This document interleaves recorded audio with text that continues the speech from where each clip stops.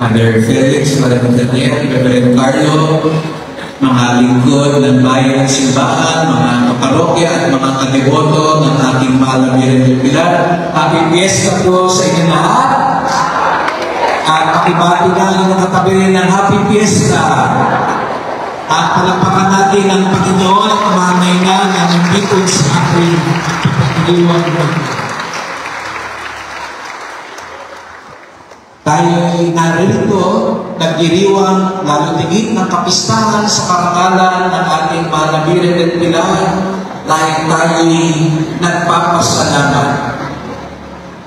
Ang pasasalamat ay isang wika ng pananampalataya. Ito ang panalangin salita na puno din ng tiwala. At kapag ang isang tao ay marunong magpasalamat, ang kanyang puso ay nagiging bukas. Bukas sa Diyos, bukas sa biyaya, bukas sa pag-ibig.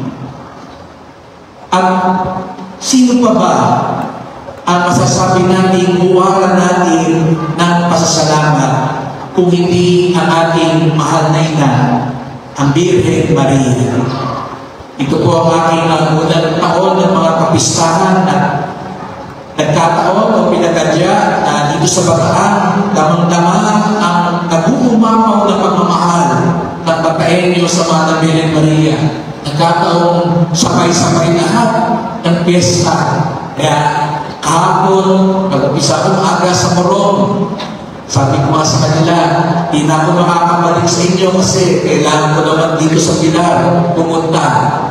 At kahapon din ang mga kabataan sa iba't ibang bahagi ng diocese ay nagtipon-tipon sa Balanga upang ganapin ang Grand Rosary Mass Rally for Peace sa karangalan naman ng mahal na Birhen ng Fatima. Halos 3,000 kabataan ang nagtipon-tipon upang magbigay-bugay sa kanya, manalangin at hingin ang tulong ng mahal na ina. Kaya na umaga, nasa Orating ako at ganoon din ang mga kadeboto sa Villa Milagrosa at sa Rosario ay naroon, nagpapakita, nagpapasalamat. At ngayon naman, dito sa ating sa Pilar, narito po kayo dahil alam ko, nais niyong magpasalamat sapagkat ang pusong mapagpasalamat ay hindi lang pinagpala. Ito din ay nagiging daluyan ng pagpapala. Isang nagiging tayo sa hashtag feeling blessed. Pero mga kapatid, huwag lang tayo buminto sa feeling blessed. Dahil kung feeling blessed ka, dapat may hashtag din blessing. Dahil dapat hindi ka lang blessed. Dapat kaya ka tayo binibless ng Panginoon para tayo maging blessing sa iba. Ulitin ko po, kaya tayo binibless ni Lord para tayo maging blessing din sa iba. Sabihin mo nga sa katabi mo, pinagpala ka. At sa kabila naman, sabihin mo, kaya maging pagpapala ka. At sama-sama natin sabihin, salamat sa Diyos. Ang gustong pagmalangin at maging pagpapala, pumalakpak ng mas malakas.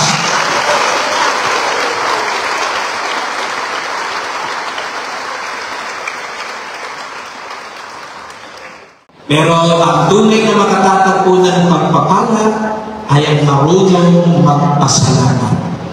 Kaya huwag natin kaliligtaan at ang mahal na ina ang huwaran natin.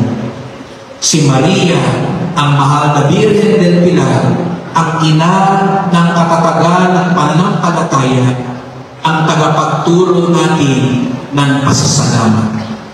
Sa Ebanghelyo, 10 ketongin ang pinagaling ni Jesus.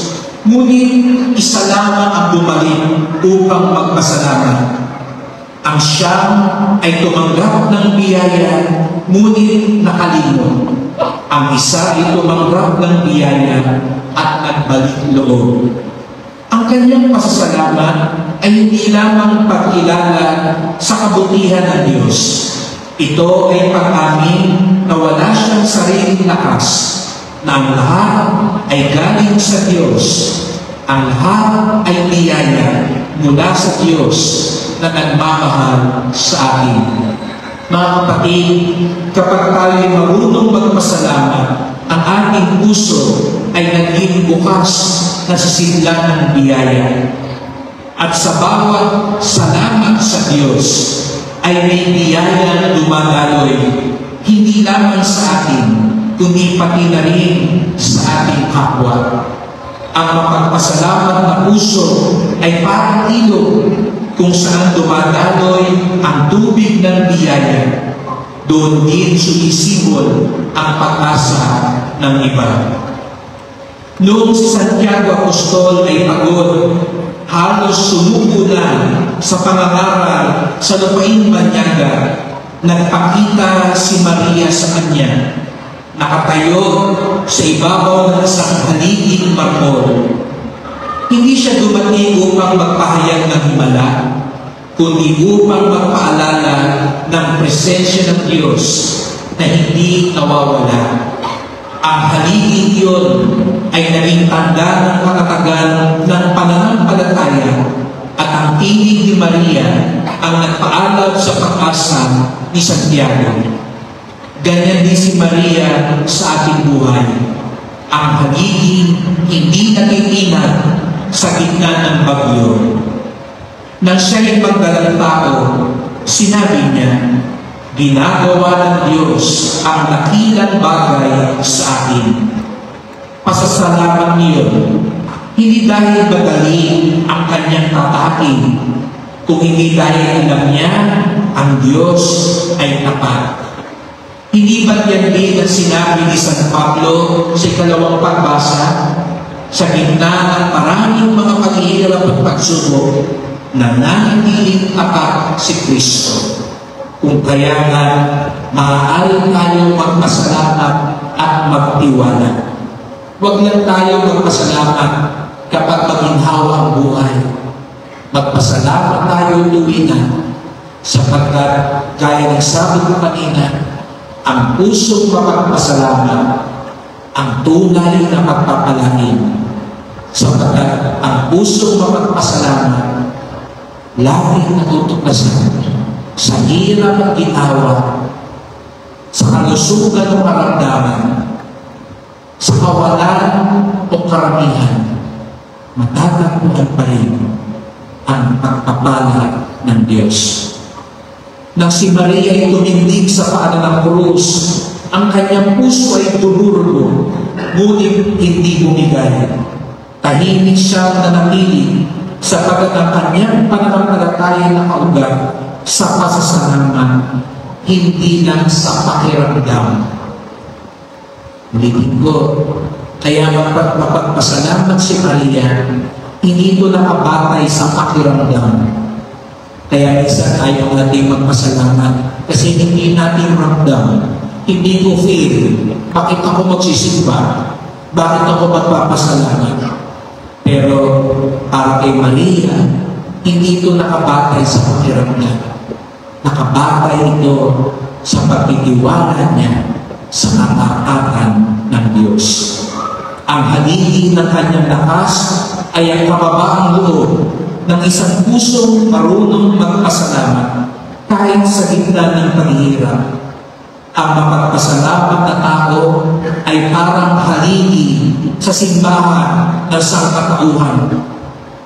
Kapag marunong tayo magpasalamat, nagiging daan tayo ng biyaya sa ating pamilya, sa ating parokya, sa ating komunidad. Ang simpleng salamat ay nagiging pintuan kung saan dumadaloy ang pag-ibig ng Diyos. Ang mapagpasalamat na Ama ay nagiging tunay na haligi ng tahanan. Ang mapagpasalamat na Ina ay haligi ng pag-asa. Ang mapagpasalamat na Pari ay haligi ng pananampalataya. Ang mapagpasalamat na Kristiyano ay haligi ng simbahan. Ang mapagpasalamat ng Pilipino ay haligi ng bayan. Ang biyaya ng Diyos ay hindi nananatili sa pusong maramot, ngunit malayang dumadaloy sa pusong marunong magpasalamat. Si Maria, ating ina, ang buhay na haligi ng biyaya. Sa bawat panahong humihina tayo, siya'y tumatayo para sa atin. Sa bawat luha ng kawalang pag-asa, siya'y nagiging haliging sandigan. At sa kanya natin natutunan na ang tunay na pasasalamat ay hindi lamang sa pagbigkas, kundi pananampalatayang nakatindig kahit nanginginig na ang tuhod at nahihirapan tayong tumigdig. Napakaganda ng ating patrona ay ang Mahal na Birhen del Pilar.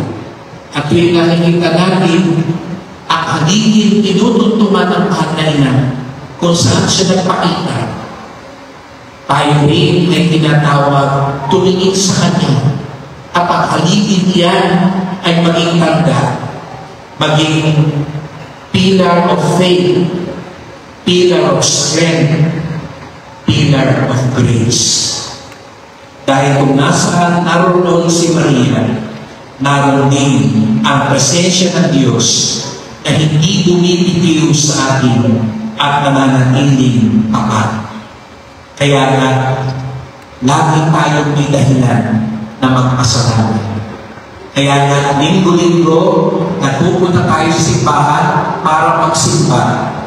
Ang Eucharistia, ang ibig sabihin mo ng salitang Eucharistia ay pasasalamat. Sapagkat ito ang dahilan kaya tayo natitipon. Hindi lang para humili. Sana huwag kayong umuwi nang hindi nagpapasalamat. Minsan kasi pagpasok natin sa simbahan, ang buwan na natin ginagawa, iniisa-isa natin lahat ang mga kahilingan sa Diyos. Pagkatapos ang ng kahilingan, tapos na saan, aalis na, wag utbo. Sapagkat ang buwan natin ilahat sa Diyos ay ang ating pasasalamat.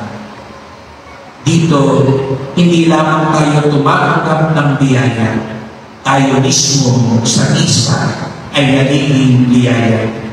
Ang tinapay at alak ay nagiging katawan ng dugo ni Kristo. Ang ating pasasalamat ay nagiging pag-ibig na nagbibigay buhay. Nung si Maria ay nakatungtong sa haligi, alam mo ba guys, sinasabi niya ni Santiago Apostol, anak, huwag kang mangamba, nasa piling mo ako. Huwag kang mangamba, nasa piling mo ako.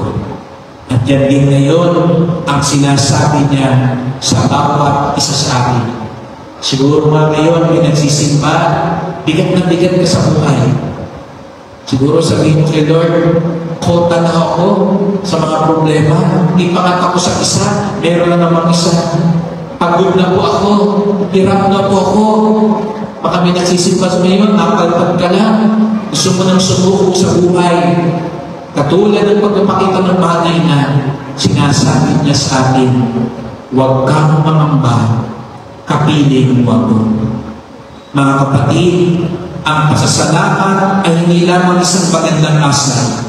Ito ay isang espiritual na lakas na nagpapahintulot sa Diyos na kumilos sa ating buhay.